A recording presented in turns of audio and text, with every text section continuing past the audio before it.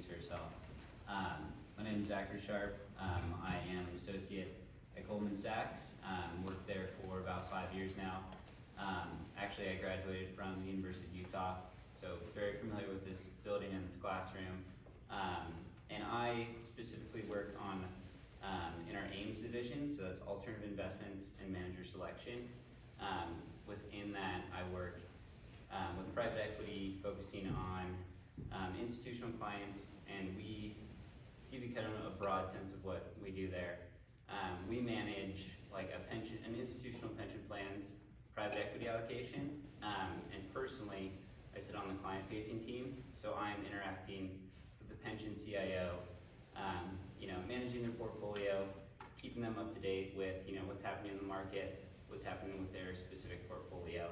It's a very exciting role. It's very cool to interact with some of the largest pension planners in the country, and yeah, I've been doing that for about 5 years now. Great.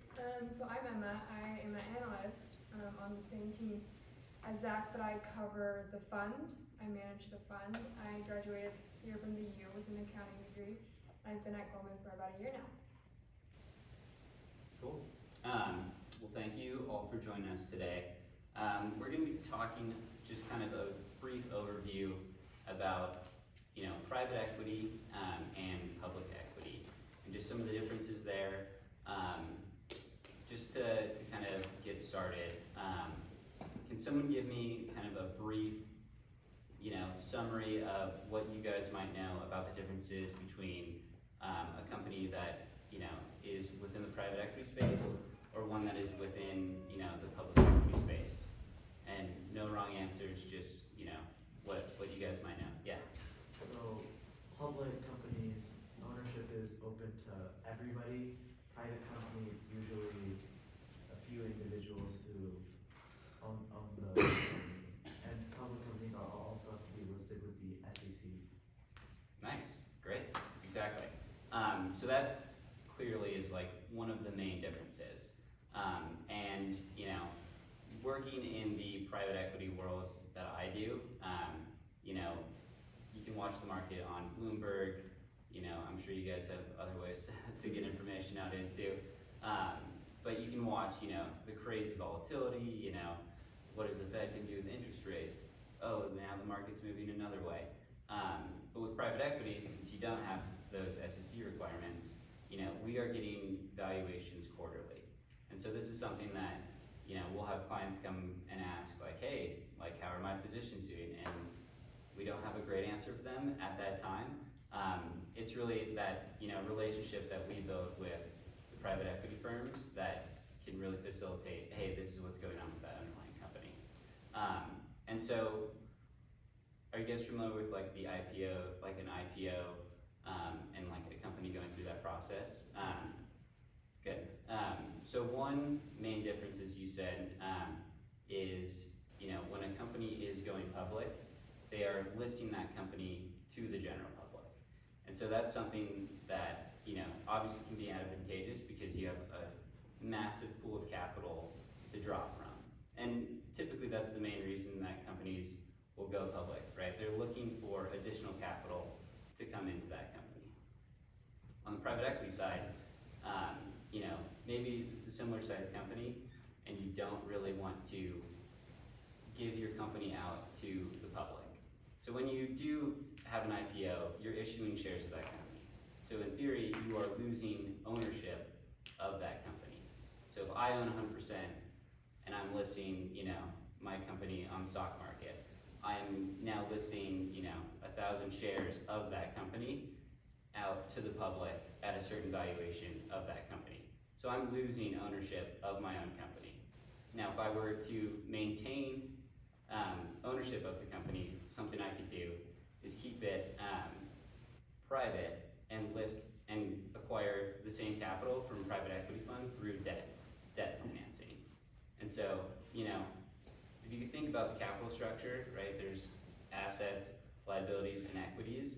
You're just obtaining capital through liabilities rather than equity. And okay, you guys know what I'm talking about there? Sorry, okay. So that's super advantageous if you own the company maintain control of that company. And obviously, you know, if you have a private equity firm, they're gonna help you and kind of guide you on, you know, we think we wanna take the company in this direction. We have some, you know, synergies in, you know, either manufacturing, distribution. They'll definitely help the owners of that company out. But one thing that you do maintain is actual equity in your own company. Kind of pause there if there's any questions. I know that was kind of a lot to digest. And I mean, Emma, feel free to jump in if you have anything else to add. Yeah, any questions so far? Yeah. So is there like a core difference between being like a owner of a private equity company or instead having a company that's listed on like a public stock exchange, you'd be like a majority shareholder? Like what are some of the differences between those two? I'm happy to answer. So, okay, let's say I'll do a compare and contrast. Let's say I'm a CEO of one or the other. A lot of times with private equity, you know, some of the companies, let's say, are in a distressed situation. You know, maybe, you know, they're lagging on earnings, you know, something fundamentally is, I wouldn't say wrong, but like the company has maybe like staggered in growth.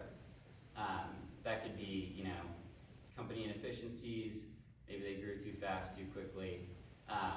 A lot of times what will happen, if I am the CEO of the company, a private equity firm will come in, either replace the management team, so get their own CEO that they prefer, or they'll very kind of, I wouldn't say strongly, but they'll work very closely with the current CEO to kind of work together on a path to recovery for that company.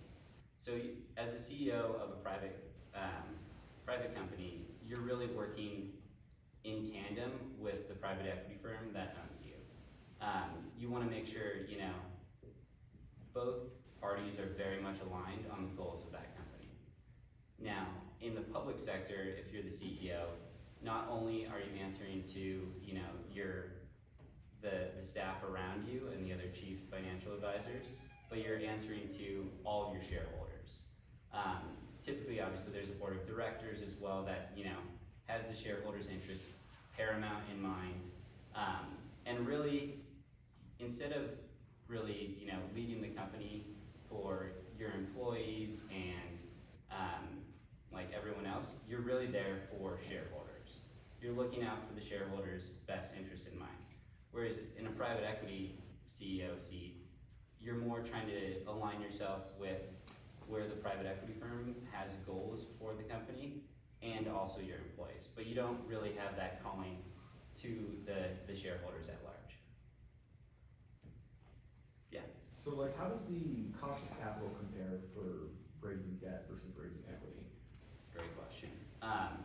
Feel free, I don't know, this is Karanj, by the way, one of our colleagues as well. Feel free to do a quick introduction.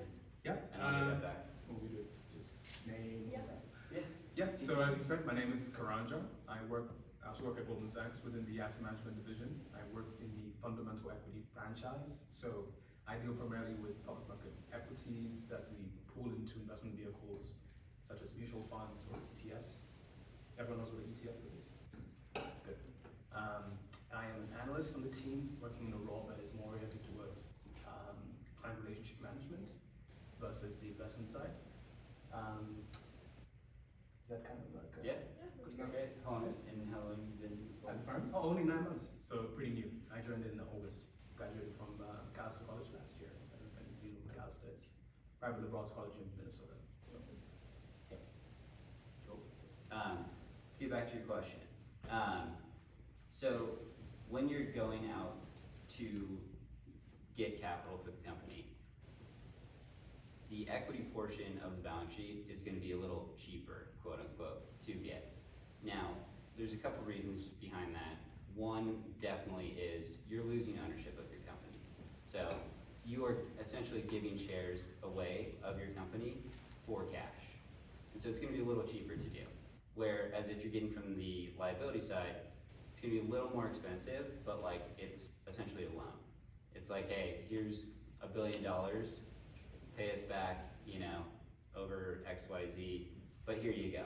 And there's really no questions asked, but a couple of reasons for that is, you know, if the company goes bankrupt, you have to pay out your debts first, rather than, you know, any owners of equity in the company.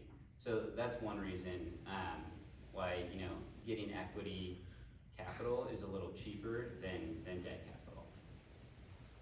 And I also think an important part about private equity, you're not going to see returns on your investment for numerous amount of years, like you can in the public exchange. Like you can sell a stock whenever you want and get your returns. But in public equity or private equity, you're going to see those returns in 10 to 15 to 20 years. So yeah, I mean, there's a couple, I was viewing the differences initially, right, at the company level. This is more on the investing level. So investing in private equity versus public equity. And yeah, as she mentioned, you know, the typical private equity investment, you know, you're committing a certain amount of money, let's say $10 million. The private equity firm that you're investing that $10 million in is guaranteeing that you will pay up to $10 million, sometimes a little more, to that private equity firm, and they can do pretty much whatever they want with it. You won't see a return, you know, for 10 plus years. There will be distributions and what have you throughout that time, but it won't be, your investment won't be realized. You can't really just get out of it anytime you want. That's one massive difference between the two from an investing standpoint. Yeah. So when you talked about private equity, and you said that only a lot of private equity firms are usually in that business. Are there ways that like average investors can get involved with private equity? So that's a fantastic question, and that's honestly what we do at Goldman Sachs. So I mentioned I work in the with institutional clients. We also have a segment of our specific division that works with, you know, high net worth clients and individuals. And so one way that we do this at Goldman Sachs is, I'm gonna make a little like hand pyramid, but you have private companies on the bottom level, right? You have private equity firms that make investments into those private companies. So let's say there's 100 companies that are in this quote unquote portfolio. What we do at Goldman is we find different private equity managers that we really like, and we will put together a portfolio of those managers in kind of a nice, neat package and offer that up to high net worth clients, where it's like, hey, you want to invest in, I'm trying to think of one that we have immediately. We have one, black equity opportunities. And so these are African American and black individuals who have venture capital funds that we have sourced, put together, and are offering to clients. And so these are, you know, I think it's 10 to 15 different managers that we've diligenced, vetted, we really like them, super high conviction, put them together and said, hey, this is a great package, private equity portfolio. If you're interested in investing, like, we will take commitments, and then you have exposure to all of these managers and all of their underlying companies. And so that's one way, you know, that people can get involved in private equity, because agreed, it's a hard asset class to access as an investor unless you personally know people on the private equity firm and have, you know, hundreds of millions of dollars to invest. I'll jump in and add one point that you can Yes, also please do. correct me if I'm wrong, but to my understanding, because of the liquidity constraints, the lockup periods, the risk to the investor, typically private equity investment opportunities are restricted to sophisticated investors, so either institutional or accredited investors. These are like categorizations that financial regulatory bodies define depending on like net worth requirements. And if you think about it, just, you know, at a basic level, it makes sense, right? The risk to the investor is pretty high when you talk about private equity. You can lose your entire capital investment, right? Not to say that in public equity you cannot do that, but because of the regulatory scrutiny that public companies are subjected to upon becoming public, upon IPO, there's generally a lower amount of risk to the investor versus a private equity kind of a new thing that's happening right now, but kind of a new thing that's happening right now is the development of pooled funds, like mutual funds, or even other kinds of closed-end funds, that, as he says, pool different private equity investment opportunities and provide them as an investable opportunity for like individual investors like ourselves in this room. There's still pretty high minimum investment requirements, like $5,000. But I know like BlackRock has developed like products that provide exposure to private opportunities, and like, you know, there's many different types. Like, wouldn't you agree that like a REIT would also qualify as a private opportunity, a private equity opportunity for the average investor? That kind of helps you. Yeah. Yeah, like that. That was easy to understand. Thank you. Right. Yeah. So you talked a lot about some of the risks of private equity versus investing in a public corporation. So why would you invest in private equity when you could just buy shares? Oh, great question. Great question. The main one that, I mean, and I sit on the client side, so I'm often kind of pitching these things. The couple reasons. First one, off the bat, returns. You're gonna see, and obviously we cannot guarantee anything, but typically for that, I mean, think of the risk return curve, right? You're gonna see returns that outpace public equity returns. That's the initial thing. The second thing I'd say is diversification. So in your typical, think of, I'm most familiar with pension plans, so I'll kind of touch on that. But think of your like pension plan, right? You have public investments, you have, you know, fixed income is a slice, you have, gosh, I don't even know what else, but like alternative investments is a portion of that. And that would be, you know, real estate, private equity, those different slices of, you know, an entire market that like give you that diversification. So if everything's going up in public equities, great, that's the majority of your portfolio, but you want something else there, so it's not like, if the market tanks for some reason, you know, everything is gonna go down. That's why you have fixed income, that's why you have real estate, that's why you have, you know, these other different portions of the market to really diversify that portfolio. And so, I mean, this kind of gets into portfolio construction, but it's a very crucial part of constructing a risk mitigated portfolio for our clients. And that's like one of the main reasons. You also get access to kind of these startup companies, different sectors of the market that you would not be able to access through public markets. Public companies are typically, you know, mature, people know what they're getting into, you know. There's not typically, I mean, I feel like there's been a couple more recently, like the unicorn companies, but they're typically like very well-known companies that are coming to market looking for additional capital that the market already kind of knows about.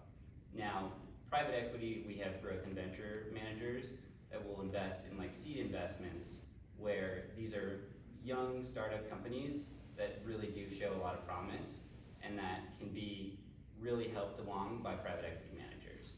And this is something that you can only gain exposure to within the private equity market. Yeah? So, how would you evaluate private equity companies? Fantastic question. How much time we got? That is probably the most important question with private equity. The main thing I would say is it's very reliant on market comparables. So you have to look at, there's a couple things. One, there's a lot of trust in the private equity team that we invest in. We, you know, KKR is one that like we know very well. We know their management team. We know how they're investing, what they're thinking about. So there's a lot of trust there, first of all. Second of all, yeah, you look at, you know, maybe there was a company that went through an M&A not too long ago. We have like an actual price on what people paid for that company. Let's look back back at some of the multiples used for that. Let's use that as a comparable to what we're valuating now. And so a lot of this is, you know, ground up valuation analysis, DCF models using like enterprise value divided by EBITDA. I don't want to like have your eyes glass over, but it's a pretty complex, you know, scenario, but you're looking at different comparables and being like, okay, does this make sense?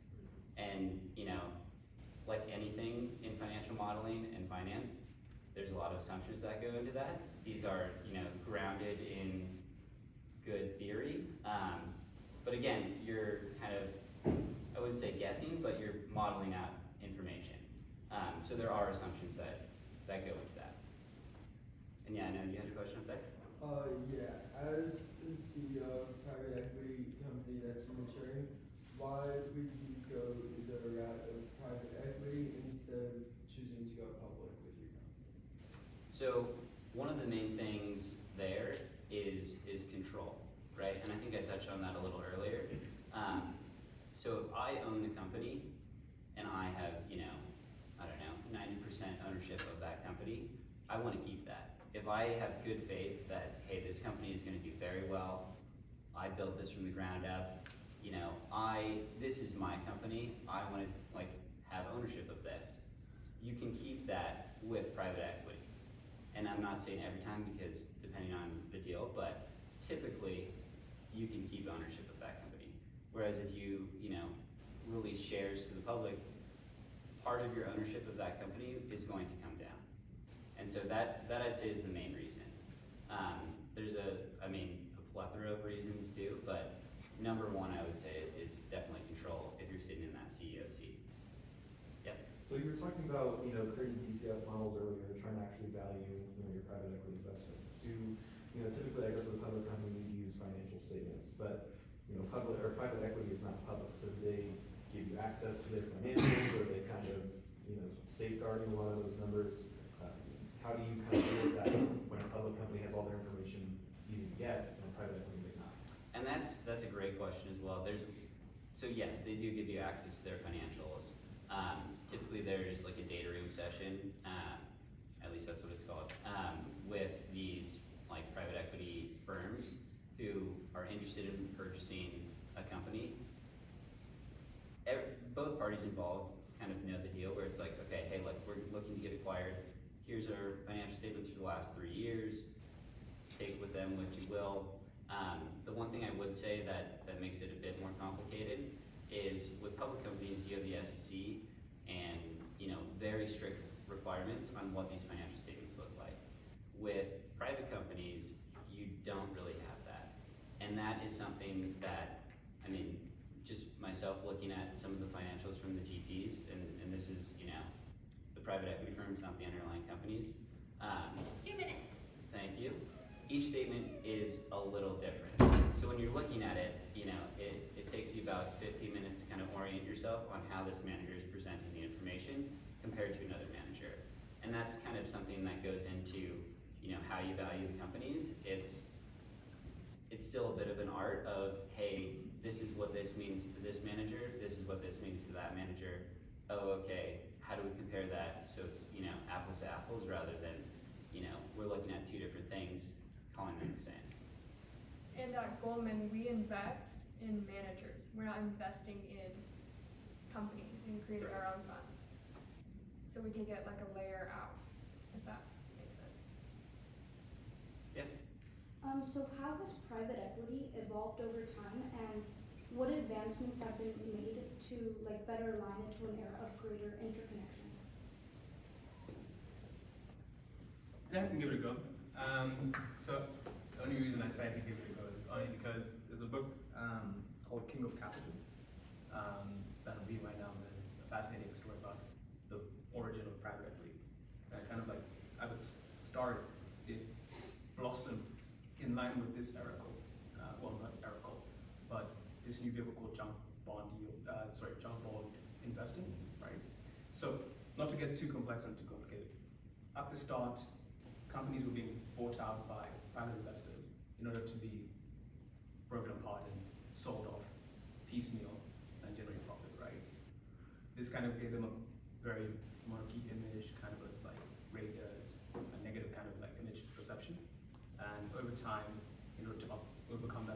perception, as well as also to like, enhance profits also. They began to transform their image into management partners, right? So private equity companies now, correct me if I'm wrong, but kind of position themselves as like management consultants also. So they take stakes in these private companies and present their case to management or to stakeholders in the company to say, we can enhance your revenue, we can enhance your profit if you give us a stake in the company. That's like a fundamental shift, because originally it was never really about top line growth. It was all about cash flows, immediate profit, realizing a gain, moving on to the next target.